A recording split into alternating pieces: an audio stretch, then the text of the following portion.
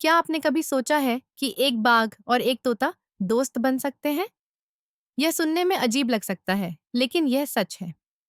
यह कहानी है एक अनोखी दोस्ती की, जो हमें सिखाती है कि प्यार और दोस्ती किसी भी सीमा को पार कर सकती है। बाघ, जिसे हम आमतौर पर एक खतरनाक शिकारी के रूप में जानते हैं, वास्तव में बहुत संवेदनशील और भावुक हो सकता है। और तोता, जो अपनी चहचहाहट और रंग-बिरंगे पंखों के लिए जाना जाता है, अपने दिल की गहराइयों में एक अद्भुत समझदारी रखता है। जब ये दोनों मिलते हैं, तो एक अद्भुत बंधन बनता है।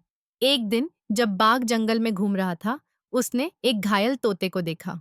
तोता अपनी चोंच से अपने पंखों को सहलाने की कोशिश कर रहा था, लेकिन वह बहुत कमजोर था।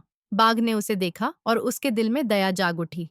उसने धीरे-धीरे तोते के पास जाकर उसे सहारा दिया। यह पहला कदम था उनकी दोस्ती की ओर। जैसे-जैसे दिन बीतते गए, बाघ और तोता एक दूसरे के साथ समय बिताने लगे। बाघ ने तोते को अपने साथ जंगल की सैर पर ले जाना शुरू किया। तोता बाघ की पीठ पर बैठकर आसमान में उड़ने का अनुभव करता। यह दृश्य अद्भुत था। बाघ की ताकत और तोते की चपलता ने उन्हें एक अनोखा जोड़ी बना दिया। तोता अपनी चहचहाहट से बाघ को खुश करता। वह उसे नई कहानियां सुनाता और बाघ को अपने रंग-बिरंगे दोस्तों के बारे में बताता। बाघ ने भी तोते को अपने जंगल के रहस्यों से अवगत कराया। उन्होंने एक दूसरे से बहुत कुछ सीखा।